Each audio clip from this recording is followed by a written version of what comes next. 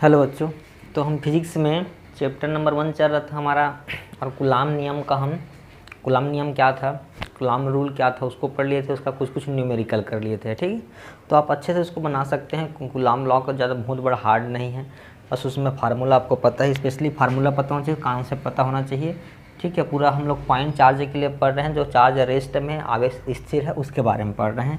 फिर से लिख देता हूँ, formula 1/4 pi epsilon not into यहाँ पे Q1/Q2/r²। इतना हमारे पास फार्मूला था। ठीक है, इसका वैल्यू आपको पता है कि 1/4 पाई इप्सिलॉन नॉट का वैल्यू आपका 9 × 10⁹, और ये Q1 Q2/r² लिखते हैं। पता है आपको F = इसी को हम लोग K भी लिखते हैं। ठीक है, क्योंकि ये K से आया है। कहाँ से आया है? F = K Q1 Q2/r², ऐसा भी लिखा जाता है इसी फार्मूला को। तो आप इतने प्रकार से इस फार्मूला को समझ सकते हैं, पढ़ सकते हैं। ठीक, इसमें बहुत सारा न्यूमेरिकल मैं करा दिया था। ठीक है, एक छोटा सा और न्यूमेरिकल बताना चाहूँगा मैं। जैसे कल जो क्वेश्चन किए थे उसी टाइप से क्वेश्चन है कि हमको क्या निकालना है कि देखो, दो हमारे पास इलेक्ट्रॉन है, दो इलेक्ट्रॉन। ठीक है, दो इलेक्ट्रॉन के बीच क्वेश्चन है, दो इलेक्ट्रॉनों के बीच क्या है ना, कूलाम बल और गुरुत्वाकर्षण बल। ठीक है, यहाँ पे हो गया आपका गुरुत्वाकर्षण बल की तुलना करें।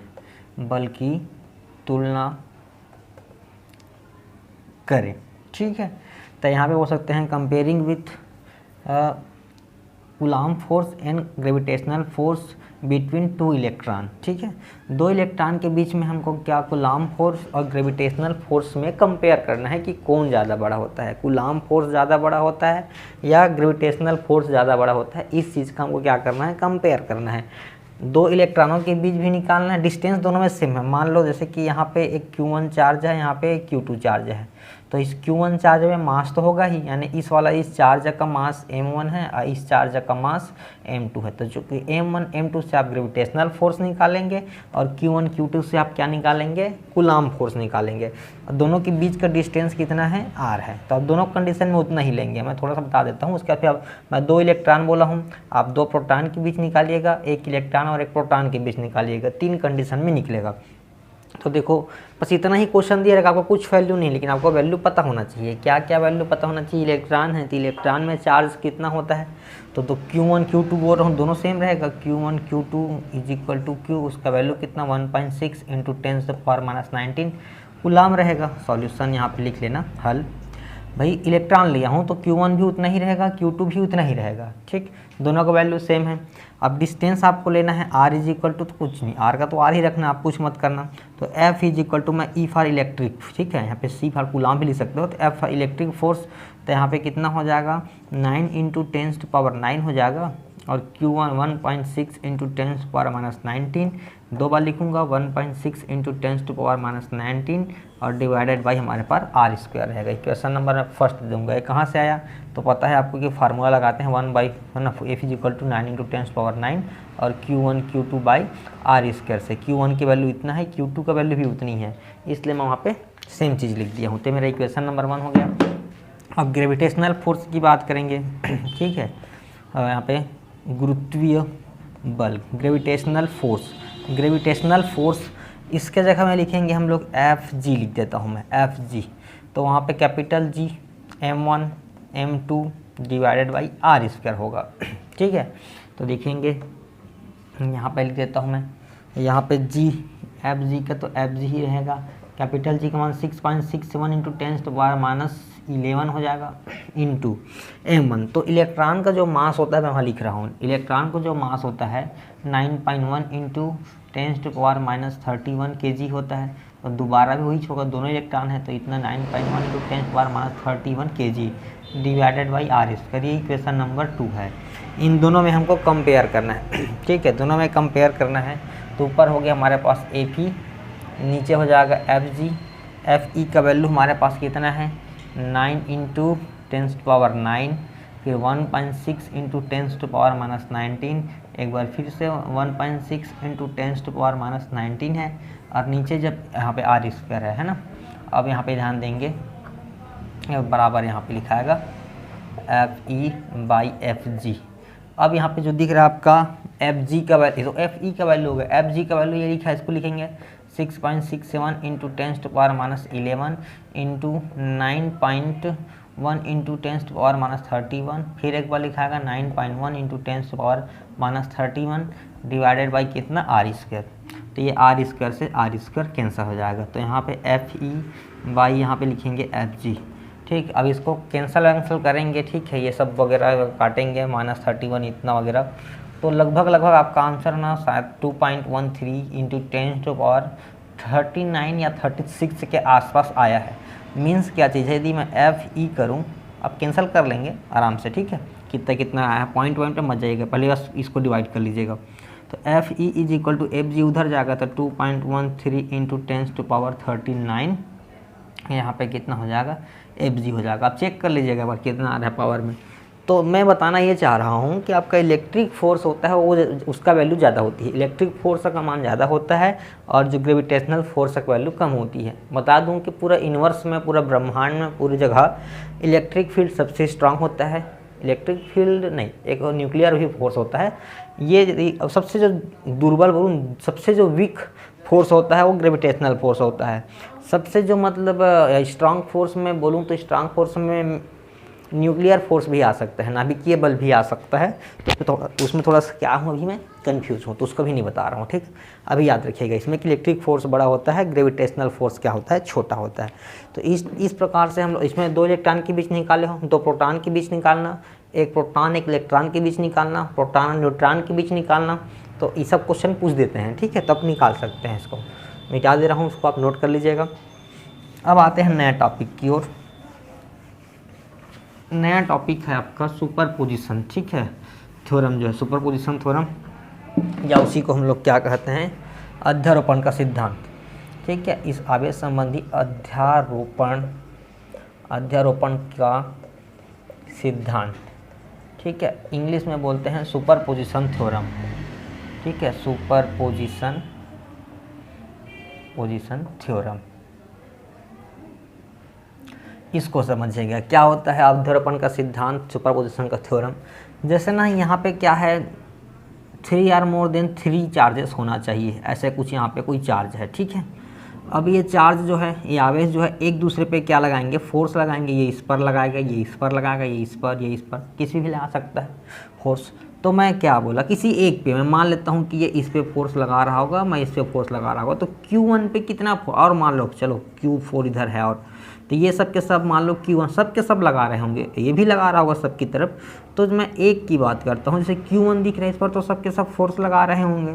तो किसी एक चार्ज पर जो टोटल फोर्स है, टोटल नेट फोर्स है, समझिएगा थ्योरम को, किसी एक चार्ज पे, ठीक है, 3 or more than 3, there are 3 or more than 3 charges है ना present here, then the total force on any one charges is always equal to vector sum of other charges. मतलब क्या चीज़ है कि यहाँ पे मैं लिखा, जैसे Q1 है, इस पे यदि मैं नेट फोर्स निकालूँ कहाँ पे, 1 पे, तो इस पर कौन कौन फोर्स लगा रहा है, Q2 जो है फोर्स लगा रहा है, यहाँ पे Q3 जो है फोर्स लगा रहा है, Q4 भी फोर्स लगा रहा है, ऐसे बहुत सारा चार्जेस होंगे, तो पूरा सबके सभी इस पर फोर्स लगाएंगे। तो इसको हम लोग क्या कहते हैं, वेक्टर सम कहते हैं, वेक्टर लगा देंगे सब में, वेक्टर सम, ठीक है। वेक्टर सम मतलब क्या होता है, यदि इन दोनों के बीच में एंगल है तो उस एंगल को भी लिया जाता है ना। वेक्टर सम कैसे करते हैं, जैसे मान लो F1 और F2 है, दोनों के बीच, F1 और F2 के बीच में यदि मान लो 30 डिग्री है, थीटा जो 30 डिग्री है, थीटा डिग्री है इन दोनों के बीच, तो फार्मूला कैसे जोड़ते हैं उसको, कि F1 का स्क्वायर प्लस F2 का स्क्वायर प्लस 2F1 F2 यहाँ पे कॉस थीटा। इस फार्मूला से हम लोग क्या करते हैं, सम करते हैं, योग करते हैं, जोड़ते हैं। तो इसको, इस रूल को बोलते हैं वेक्टर सम कहते हैं। तो यहाँ पे अलजेब्रिक सम यानी बीजगणितीय सिंपल नहीं जोड़ते, इसमें हम लोग एंगल को भी ध्यान देते हैं। तो परिभाषा क्या बना कि ठीक आसपास रखे कोई भी चार्ज है, कोई आवेश है, तो किसी एक आवेश पर लगने वाला कुल बल अन्य आवेशों द्वारा इस आवेश पर लगाए गए बल के क्या होता है, सदिश योग के बराबर होता है। इंग्लिश में देखा जाए तो क्या बोलेंगे, किसी एक चार्ज पे जो अप्लाई करने वाला जो नेट फोर्स होता है वो अदर चार्जेस के, है ना, फोर्स के वेक्टर सम के इक्वल होता है। वेक्टर समान है, वेक्टर लगा हुआ है, वेक्टर की तरीके से जोड़ेंगे। तो समझिएगा, इसको मैं और अच्छे से समझाता हूँ कि इसको लिखेंगे कैसे। आपको फार्मूला ये रखना है कि जितना भी चार्ज रहेगा, जैसे मैं यहाँ पे चार्ज बना देता हूँ, वही जो बनाया था, ये Q1 है, यहाँ पे Q2 है, यहाँ पे Q3 है, इतना भी लेता हूँ मैं। इस पर फोर्स लगा रहा होगा, है ना, ऐसा उसमें डिस्टेंस भी R होगा, जो भी यहाँ पे इधर से लेंगे तो 1 3 हो जाएगा, इधर से लेते हैं तो 1 2 हो जाएगा, बीच का डिस्टेंस R1 2 ऐसे। तो इस 1 जो चार्ज लग रहा है, आपका फोर्स लग रहा है, उस फोर्स को कैसे लिखेंगे हम लोग, लिखते हैं यहाँ पे F, है ना, 1 पे कितना चार्ज लग रहा है, तो इसको हम लोग लिखते हैं F, है ना, 1 2 प्लस F1 3, दूसरे चार्ज द्वारा पहले पे फोर्स, तीसरे चार्ज द्वारा पहले पे फोर्स। और यदि दिया रहता तो मैं F14 F13 F15 ऐसे लिखता। इसका वैल्यू कितना हो जाएगा, F1 का F1 है, देखो इसका वैल्यू आपके पास पता है 1/4 पाई एप्सिलॉन नॉट हो जाएगा। यहाँ पे Q1 तो यहाँ पे है, तो Q1 तो लेंगे और Q2 लेंगे, और यहाँ पे कितना हो जाएगा आपका R12 का स्क्वायर हो जाएगा। डिस्टेंस जो लेंगे हम लोग तो 21 भी लिख सकते हैं इसी को, अभी हो गया। प्लस F13 का वैल्यू कितना हो जाएगा 1/4 पाई एप्सिलॉन नॉट, यहाँ पे Q1 तो रहेगा और यहाँ पे Q3 हो जाएगा, नीचे में 13 का स्क्वायर हो जाएगा, आगे और रहेगा तो 1/4 pi epsilon not Q1 Q4 हो जाएगा, R14 का स्क्वायर हो जाएगा। तो इस प्रकार से ये क्या अध्यारोपण का सिद्धांत है, सुपरपोजिशन थ्योरम है। इस पे हम लोग क्वेश्चन करेंगे तो और आपको डिटेल में समझ में आ जाएगा कि अध्यारोपण का सिद्धांत, सुपरपोजिशन थ्योरम क्या है। तो अच्छे से समझिएगा इसको, क्या है सुपरपोजिशन थ्योरम। डेफिनेशन का टेंशन मत लो, डेफिनेशन में जब ऑफलाइन क्लास लगेगी तो समझा दूंगा, बाकी भी कॉन्सेप्ट समझो कि हो क्या रहा है, कैसे कैसे करना है। तो देखिए क्वेश्चन कैसे बनेगा।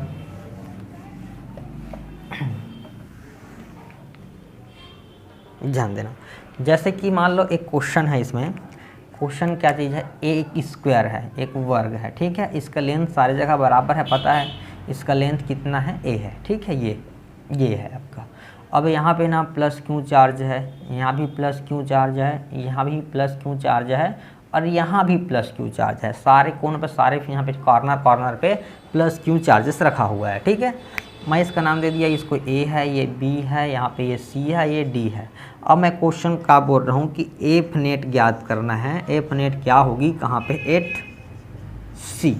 तो ये जो दिख रहा है आपका ना कोने C पे कुल बल कितना होगा, ठीक है, कुल बल एफ नेट कितना होगा, नेट फोर्स कितनी होगी। समझ में आ रहा है क्वेश्चन। ए स्क्वायर है, इस सारे स्क्वायर मतलब सारे लेंथ तो सेम होंगे, तो मैं मान लिया कि इसका लेंथ कितना है, स्मॉल है, लेंथ कितना है, स्मॉल है, और सब जगह पूरा ए बी सी चारों कोने पे प्लस क्यू चार्ज रखा हुआ है। तो ए द्वारा सी पे फोर्स लगाएगा ही, ये भी इस पर फोर्स लगाएगा, ये भी इस पर फोर्स लगाएगा, बल लगाएगा, तो टोटल कितना फोर्स लगा, इस सी वाले चार्ज पे कितना फोर्स लगा टोटल, इसको हमको फाइंड करनी है, ठीक है। तो समझिएगा, मैं यहाँ पे लिख रहा हूँ, जैसे कि ये दिख रहा है ना, समझिए अच्छे से। एक तो लगा रहा होगा डी, जो है सी पे लगा रहा होगा, तो एफ जो सी पे लगा रहा है, डी द्वारा सी पे फोर्स लगा रहा है, उसको मान लिया मैं F1, ठीक है, इसको मान लिया मैं F1। बी द्वारा सी पे लगा रहा होगा, बी द्वारा सी पे लगा रहा होगा, उसको मान लिया मैं F2। और ए द्वारा सी पे लगा रहा होगा, ए के द्वारा सी पे भी लगा रहा होगा फोर्स, ठीक है, इधर लिख देता हूँ मैं, तो उसको मैं लिखा FCA, उसको मान लिया मैं F3, ठीक है, इतना मेरे पास फोर्स हो गया। तो देखो अब मैं निकालता हूँ, चूँकि देखो मेरे पास कैसे कैसे फोर्स, अच्छे से समझिएगा। ये जो दिख रहा है डी जो है सी पे फोर्स लगा रहा है, उस फोर्स का डायरेक्शन किधर होगा, इस फोर्स का डायरेक्शन इस साइड होगा, इसको मैं नाम दिया हूँ F1, तो ये हो जाएगा मेरा F1। और ये जो बी दिख रहा है उसका डायरेक्शन किधर होगा, इस डायरेक्शन में होगा, क्योंकि इसको धक्का दे रहा है, उसको मैं बोला हूँ F2, तो इधर धक्का दे रहा है। अब जो ए जो लगा रहा है फोर्स, इसकी डायरेक्शन किधर है, इस साइड है, उसको मैं दिया हूँ F3, इधर होगा, ठीक है। तो सबसे पहले मैं F1 और F2 के बीच कितना टोटल फोर्स लग रहा है, पहले उसको निकाल लूँ। ये लगा रहा है और ये लगा रहा है, तो इन दोनों के बीच का एंगल कितना है, 90 डिग्री है।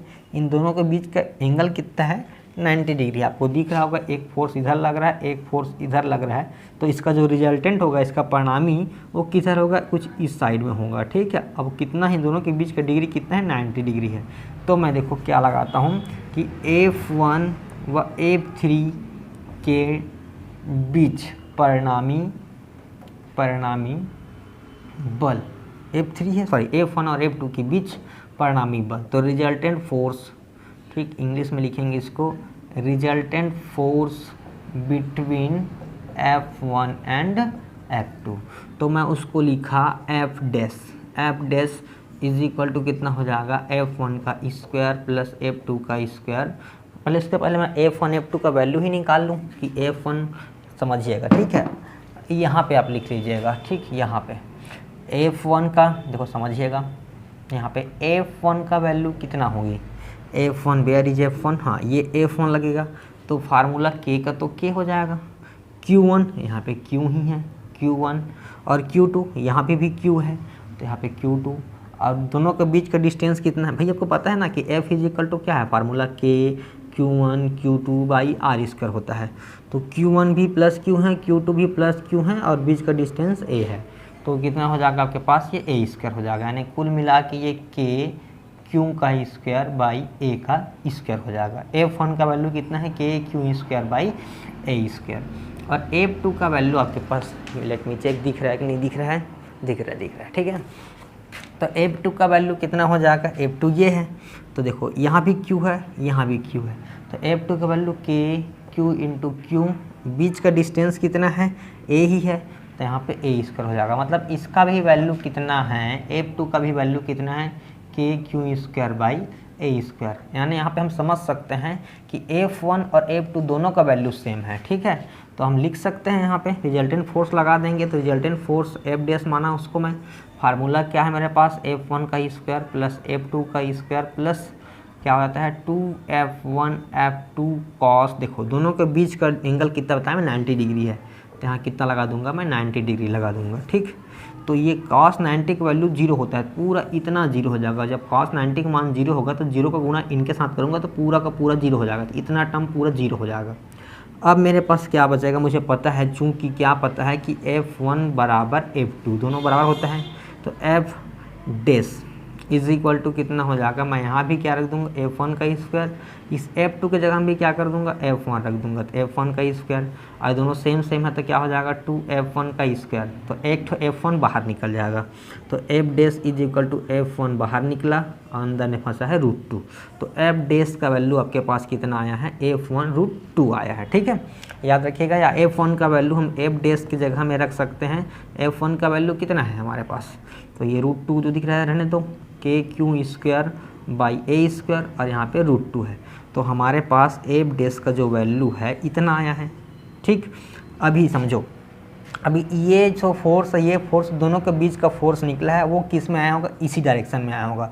अब मैं F3 निकाल लेता हूँ, F3 पता नहीं है अभी मुझे, F3 निकाल लूँगा, और उसी लाइन में देखो, उसी लाइन में क्या चीज़ है आपका, F डैश का भी मान उसी लाइन में आया है, तो F डैश और F3 दोनों को प्लस कर देंगे, तो पहले F3 निकाल लेते हैं, तो आप इतना अच्छे से नोट कर लीजिएगा, मैं उसको मिटा रहा हूँ, ठीक है, तो समझिएगा F3 कैसे निकलेगा, मैं इतना मिटा रहा हूँ, इतना मिटा रहा हूँ, तो ये मेरा F डैश निकला है अभी। F3 कैसे निकलेगा, F3 A से C तक के बीच का डिस्टेंस कितना होगा, तो ये पाइथागोरस प्रमेय निकालोगे ना, तो A√2 होगा, कैसे आपको पता है, ये वाला A है, ये वाला भी A है, तो पाइथागोरस थ्योरम लगाएंगे तो A square plus A square, यानी कि ये 2A स्क्वायर हो जाएगा, तो A बाहर निकल जाएगा, घात 2 है तो यहाँ पे A√2 हो जाएगा, इसलिए इसका डिस्टेंस कितना हो जाएगा, A√2 हो जाएगा, A√2 हो जाएगा, तो अब निकल जाएगा आराम से बल, बीच की दूरी निकल गई हमको, तो यहाँ पे क्या लगाएंगे, F3 इज इक्वल टू कितना हो जाएगा, 1/4πε0 हो जाएगा। अब देखो सॉरी, इसको 1 मत लिखो, K लिखो, अभी K Q1 के जगह में Q ही है, Q2 के जगह में भी Q ही है, बस बीच का डिस्टेंस कितना है, अब A√2 का स्क्वायर हो जाएगा। अब देखो यही क्या हो जाएगा, K Q का स्क्वायर हो जाएगा, और यहाँ पे ना √2 का बन जाएगा 2 पावर 2, तो √2 का बन जाएगा 2, और A का बन जाएगा A स्क्वायर, तो F3 का वैल्यू आ गया। अब देखो F3 भी इसी लाइन में, F1 भी इसी लाइन में, F डैश, अब दोनों को जोड़ देते हैं, तो F नेट जो है ना आपका, F कुल बल कितना होगा, इस C पे कुल बल कितना था, तो F net is equal to हो जाएगा F डैश प्लस यहाँ पे कितना हो जाएगा F3, तो F डैश का वैल्यू आपके पास पता है के क्यू का square by a square root 2 plus F3 का वैल्यू आपके पास पता है k q square by 2A square.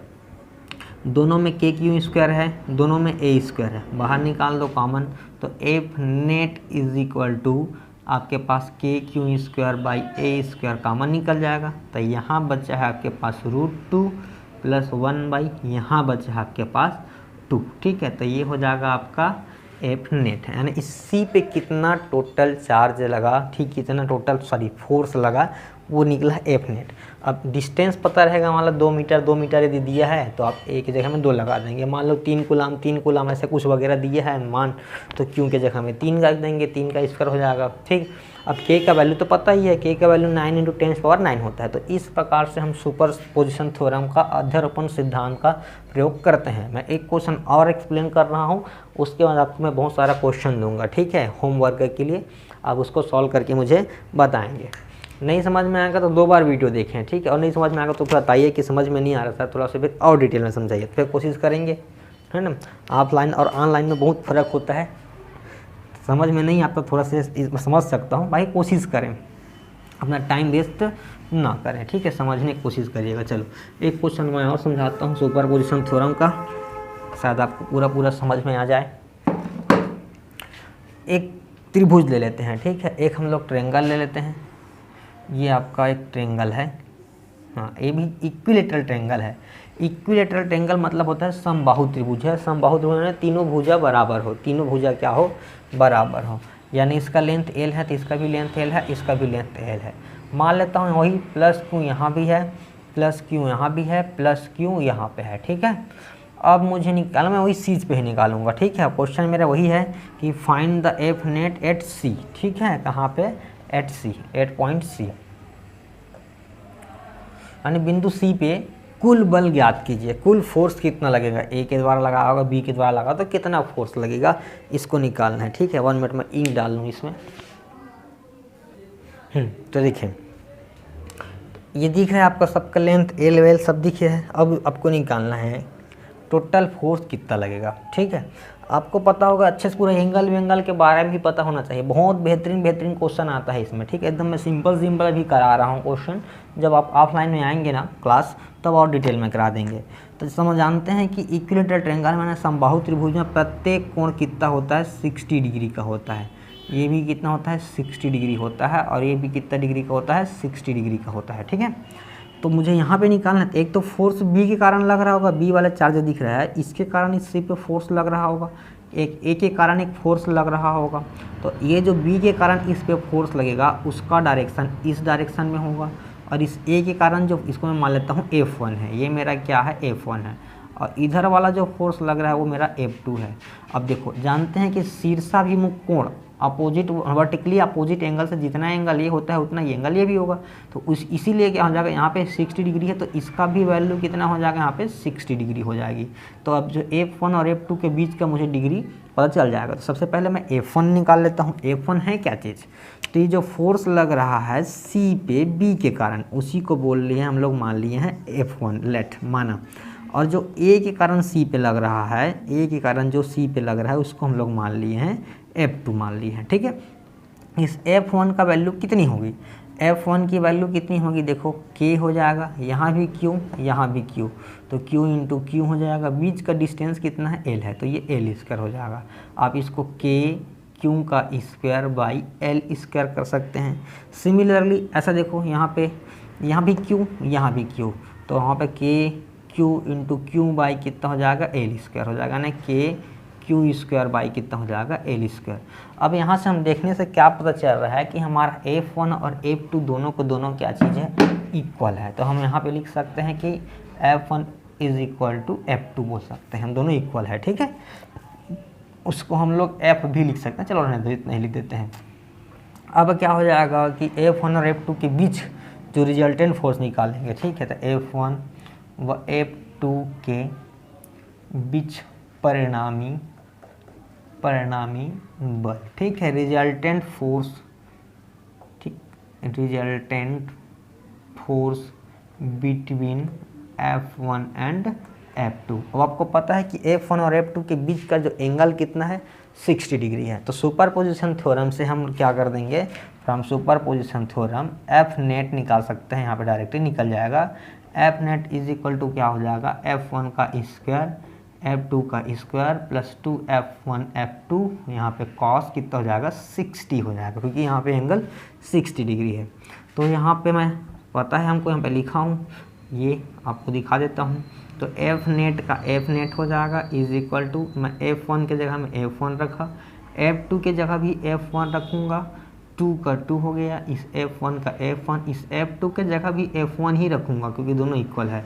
Cos 60 की वैल्यू होती है 1/2 होता है, तो ये तो 2 से 2 कैंसिल हो गया, तो मेरे पास F नेट का F नेट हो गया।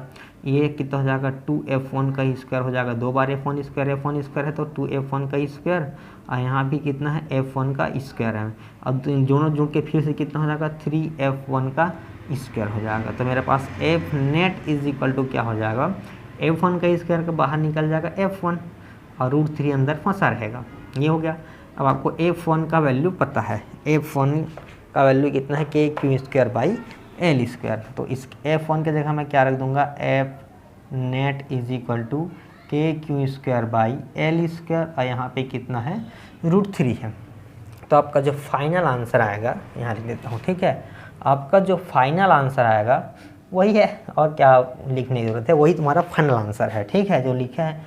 यदि आपको चार्ज का वैल्यू पता होता, आवेश का मान पता रहता, 3 आवेश 4 आवेश जो भी 3 कूलम 5 कूलम, तो मान रखते, बीच का डिस्टेंस आपको पता रहता तो भी वैल्यू पुट करते।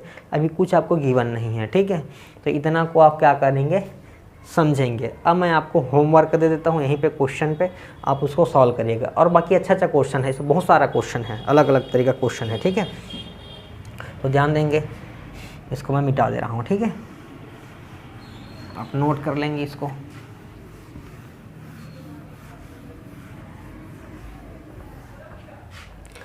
आपका होमवर्क वही क्वेश्चन मैं एकदम सिंपल बता देता हूँ, ठीक है।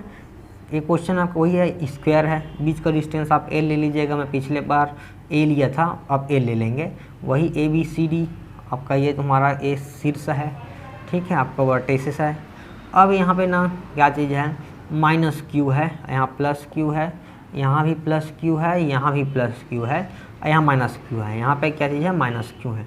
तो आपको F नेट निकालना है। F net is equal to कहाँ क्या होगा, 8 पॉइंट A, यानी कि बिंदु A पे या फिर शीर्ष A पे, ठीक है, शीर्ष A पे कुल बल आपको ज्ञात करना है। मैं बता दिया, लेंथ वगैरह दे दिया, बस यहाँ प्लस चार्ज है, उस टाइम पे सब जगह प्लस चार्ज था, अभी यहाँ पे माइनस चार्ज है। तो इसका डायरेक्शन देखो क्या हो जाएगा, इसके कारण डायरेक्शन ना इधर हो जाएगा, इसके कारण डायरेक्शन इधर हो जाएगा, समझिएगा, थोड़ा हिंट कर देता हूँ। अब यहाँ पे बी के कारण जो फोर्स लगेगा, उस टाइम पे फोर्स डायरेक्शन इधर था, अब इधर नहीं होगा, अब डायरेक्शन इधर हो जाएगा, अपनी तरफ खींचेगा ही। इसमें फोर्स डायरेक्शन किधर हो जाएगा, नीचे हो जाएगा ऐसा। और सी के कारण जो फोर्स की डायरेक्शन होगी ना, इस तरीके से होगा, ठीक है, फोर्स का जो डायरेक्शन है, ठीक। तो आप इसको बनाइएगा। आपका जो इक्विलेटरल ट्रायंगल दिया था वो भी एक पहला क्वेश्चन नंबर 1 है होमवर्क का, ठीक है, ये होमवर्क है आपका। ये भी इक्विलेटरल ट्रायंगल है, समबाहु त्रिभुज है, ABC ही दिया है, यहाँ पे भी -Q है, यहाँ पे +Q है, यहाँ भी +Q है ना। इसका भी लेंथ मान लो L मान लो। अब वही फिर वही क्वेश्चन सेम है, F net at point A, इस पॉइंट A पे आपको F नेट निकालना है, कुल बल निकालना है, कितना बल आएगा उसको आप निकाल के बताइएगा, ठीक है। तो ये 2 क्वेश्चन आपका क्या चीज़ है, होमवर्क है, ठीक। ये तो एक टाइप का क्वेश्चन हो गया। अब दूसरे टाइप का क्वेश्चन मैं देखो बताता हूँ, ठीक है। देखो ये बहुत ही बेहतरीन क्वेश्चन मैं आपको हिंदी में एक्सप्लेन कर रहा हूँ, क्या लिखा है, एकदम मोस्ट IMP डाल लो, ठीक है, मोस्ट IMP, इस टाइप से क्वेश्चन पूछा ही जाता है एग्जाम में। तो इसमें लिखा है कि 2 charges +Qn + 4Q are placed x distance apart, where should be keep a third charge on the line joining +Qn + 4Q so that the third charge is in equilibrium, ठीक है। यहाँ पे 4 नहीं है, इक्विलिब्रियम है, यहाँ पे लिखा है, समझिएगा। क्वेश्चन क्या बोल रहा है कि एक हमारे हिंदी में आप समझ लीजिएगा, ठीक है, क्वेश्चन को समझिएगा वो तो क्या बोलना चाह रहा है, ठीक है। क्वेश्चन आपके बुक में मिल जाएगा। तो +Q चार्जेस है और यहाँ पे एक तो +4Q चार्जेस है, और ये दोनों एक दूसरे से x डिस्टेंस पे रखा हुआ है, ठीक है। तो ये थर्ड चार्ज, एक तीसरा चार्ज, एक तीसरा आवेश को मैं कहाँ रखूँ, ठीक है। लाइन ज्वाइनिंग मतलब क्या है, ऐसा सीधा लाइन आगे बढ़ा दूँ तो इस लाइन ज्वाइनिंग मतलब या तो यहाँ रखो, या तो यहाँ रखो, या तो यहाँ रखो। इन तीनों जगह मैं कहाँ पे रखूँ कि जो टोटल इसके द्वारा इस पर फोर्स लगा रहा होगा, इसके द्वारा इस पर जो फोर्स लगा रहा हो, दोनों क्या हो जाए, बराबर हो जाए। फिर से समझिएगा, दो चार्जों के बीच में मैं एक चार्ज को कहाँ पे रखूँ, दो आवेशों के मध्य एक तीसरा आवेश को मैं कहाँ पे रखूँ कि इसके द्वारा उस पर लगाया गया जो फोर्स है, इसके द्वारा इस पर फोर्स लगाया गया, उन दोनों आपस में क्या हो, बराबर हो। यानी कि मान लो ऐसा, मान लो एक चार्ज रखा, मान लो ये इस पर धक्का दे रहा है, मान लो कितने न्यूटन से, 5 न्यूटन का धक्का दे रहा होगा, तो ये भी इस पर कितना न्यूटन का देगा, 5 न्यूटन का। यानी दोनों बल क्या हो, पर बराबर हो। तो उसको मैं कहाँ पे रखूँ कि यहाँ पे रखना है मुझे, कि यहाँ पे रखना है, कि इधर रखना है, कि इधर रखना है, और रखना कहाँ पे, लाइन ज्वाइनिंग पे, सीधी रेखा पे रखना है। ठीक है, तो उस क्वेश्चन को हमको निकालना है। समझ गए क्वेश्चन क्या बोल रहा है। अब मैं देखो इसको एक्सप्लेन करता हूँ, मैं मिटा रहा हूँ। ठीक है, एक से डिस्टेंस पे रखा हुआ है तो निकालेंगे कैसे, मैं मिटा रहा हूँ इसको। ठीक, क्वेश्चन को मिटा रहा हूँ, आप नोट कर लेंगे इसको। देखो यहाँ पे प्लस क्यू है और प्लस 4Q है, समझिएगा, बहुत अच्छा क्वेश्चन है। इस टाइप से बहुत सारे क्वेश्चन आते हैं। ठीक है, तो देखो समझो, ये है आपके पास प्लस क्यू है, और यहाँ पे आपके पास मैं लिख देता हूँ प्लस 4Q है। चेक करके देखते हैं कि हमको रखना कहाँ पे। यदि मान लो मैं इधर रख के देखता हूँ, यहाँ पे रखता हूँ चार्ज, तीसरा चार्ज प्लस क्यू होगा एक ठो, उसको मैं यहाँ पे रखता हूँ। ठीक है, प्लस क्यू होगा यहाँ पे, इसको मैं यहाँ पे रखा, तो ये जो फोर्स लगाएगा इसकी डायरेक्शन इधर हो जाएगा, और इसका भी जो फोर्स लगाएगा उसका भी डायरेक्शन इधर हो जाएगा। तो यहाँ पे तो दोनों बराबर तो होगा ही नहीं भाई, ये भी उधर धक्का लगा रहा है, ये खींच रहा होता तब बात बनती। तो जब मैं प्लस क्यू है, इसका डायरेक्शन इस जगह पे, इस प्लस क्यू पे इसका जो फोर्स लगाएगा उसका डायरेक्शन इधर हो जाएगा, और इसका फिर से भी फोर्स लगा उसका भी डायरेक्शन इधर हो जाएगा, सब के सब प्लस क्यू हैं, तो यहाँ पे जीरो नहीं हो सकता।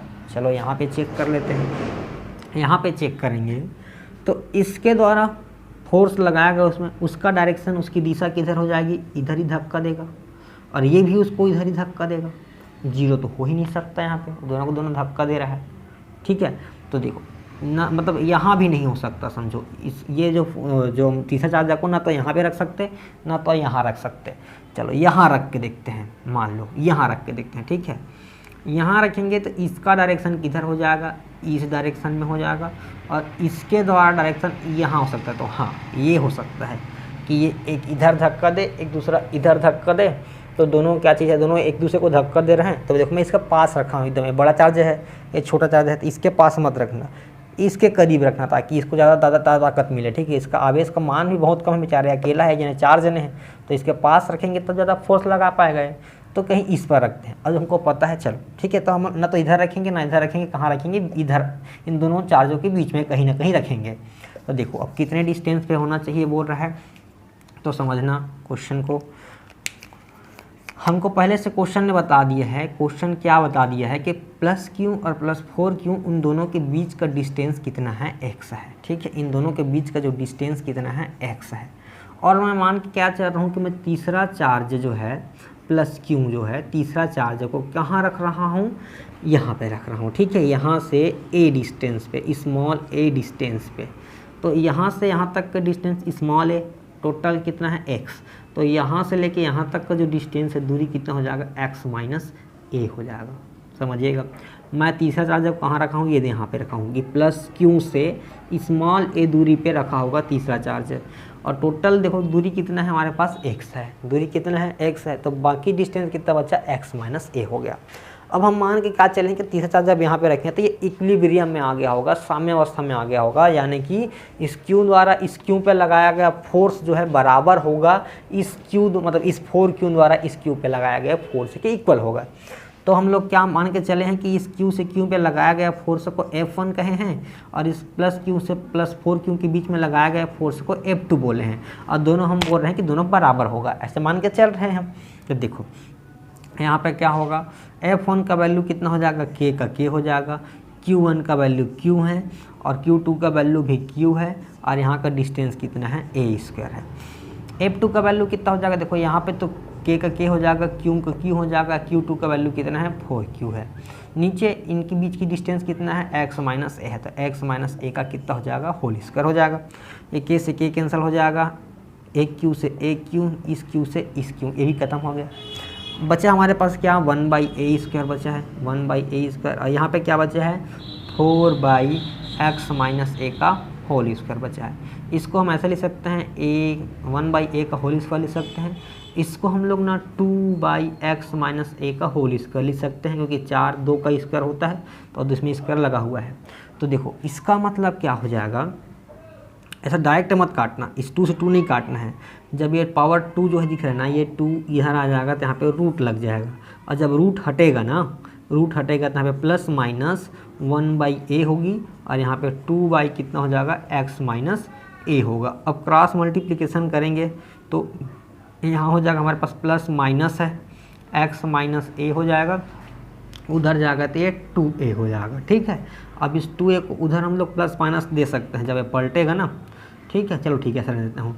तो यहाँ पे कितना हो जाएगा, एक बार मैं प्लस लिया, प्लस के लिए 2 पार्ट में लेते हैं इसको हम लोग, है ना। प्लस के लिए फॉर प्लस, जब प्लस लेंगे तो x माइनस ए हो जाएगा, यहाँ पे 2a हो जाएगा, तो ये उधर जाएगा, तो x is equal to 2a plus, है ना, a हो जाएगा, तो x इज इक्वल टू कितना हो जाएगा 3a हो जाएगा, 3a। तो a इज इक्वल टू 3 को भेज दूंगा इधर, तो a इज इक्वल टू कितना हो जाएगा x/3 हो जाएगा। यानी कि जैसे कि मान लो इस लेंथ का वैल्यू कितना है, टोटल 9 मीटर की दूरी पर रखा रहूँगा ना, तो 9 के 3 से भाग करूँगा, 3 3 और 3, तो यहाँ छोटे आवेश से 3 मीटर की दूरी पे रखेंगे तो इक्विलिब्रियम में होगा, यानी साम्यावस्था में होगा आवेश। तो सिंपल भी समझो इसको, a इज इक्वल टू कितना आ गया x/3 हो गया जब प्लस लिए हैं तो। अब माइनस लेंगे, देखो माइनस लेंगे तो कितना आंसर आएगा, माइनस लेते हैं, मैं जा रहा हूँ इसी को, जब मैं माइनस लूँगा ना तो ये माइनस हो जाएगा और ये क्या हो जाएगा प्लस हो जाएगा, तो उतना ही रहेगा। अब ये उधर जाएगा तो कितना हो जाएगा, ये माइनस हो जाएगा, अभी माइनस रहेगा, तो यहाँ पे कितना हो जाएगा हमारे पास, ये आंसर कितना हो जाएगा, 2 में a घटा तो a बचेगा, यहाँ पे -x हो जाएगा। तो ये देखो a इज इक्वल टू कितना आ जाएगा, जब माइनस लेंगे तो -x हो जाएगा, जो कि क्या चीज़ है, असंभव है, असंभव है, इम्पॉसिबल है। ठीक है, इम्पॉसिबल है। कैसे इम्पॉसिबल है, a का वैल्यू -x होना चाहिए बोल रहा है, यानी इधर से x डिस्टेंस पे, इधर यहाँ पे मैं चार्ज को रखूँगा तो इक्विलिब्रियम में आएगा बोल रहा है, जबकि ऐसा नहीं हो, मैं आपको बता दिया हूँ कि जब बीच में रहेगा तभी चार्ज इक्विलिब्रियम में रहेगी, इधर रखेंगे तब भी हमारा बल नहीं निकलेगा, इधर आएगा तब भी इक्विलिब्रियम में साम्यावस्था में नहीं आएगा। यानी कि हमारा जो पहले आंसर आया था ना x is equal to a/3, वो हमारा राइट आंसर है। तो इस टाइप से क्वेश्चन आपको स्पेशली करना है, मैं आपको और क्वेश्चन करा दूंगा इस टाइप से वाले क्वेश्चन के लिए भी आपके पास। चलो मैं एक होमवर्क दे देता हूँ कि एक ना कितना है, चलो मैं बता देता हूँ, एक ना कितना है 9 ठीक है, ई, ठीक है, एक क्या चीज़ है ई कूलाम है यहाँ पे, और यहाँ पे 9 ई कूलाम है, यानी प्लस ई कूलाम और प्लस 9 कूलाम, 2 चार्जों को एक दूसरे से 8 मीटर के डिस्टेंस पे रखा गया है। ठीक, एक दूसरे से 8 मीटर के डिस्टेंस पे रखा गया है। एक तीसरा चार्जर को मैं कहाँ रखूँ कि ये दोनों क्या हो, इक्विलिब्रियम में आ जाए। जैसे पहला क्वेश्चन था सेम, मैं क्यू के जगह में प्लस ई सी रख दिया हूँ और इसके जगह में 9 ई रख दिया हूँ, और तीसरा चार्जर प्लस क्यू मैं कहाँ रखूँ, कौन सी जगह पे रखूँ, कहाँ पे रखूँ कि ये सब क्या हो जाए, आपस में इक्विलिब्रियम में हो जाए। तो ये आपका क्या चीज़ है, होमवर्क। तो 3 होमवर्क का क्वेश्चन दिया हूँ, आप अच्छे से पढ़िएगा, एक बार में समझ में नहीं आ रहा तो दोबारा समझिएगा। ठीक है, आगे ठीक, तो इतना पढ़ लीजिएगा। अब अपना खुद वीडियो देखिए, यदि कोई रिलेशन में है 12वीं वगैरह क्लास में, यदि इंटरेस्ट रखते हैं पढ़ने को तो उनको शेयर कर सकते हैं। ठीक है, कोई ऐसा बोलने की ज़रूरत नहीं है कि उनको लाइक करना है, कमेंट करना है, कुछ नहीं करना है।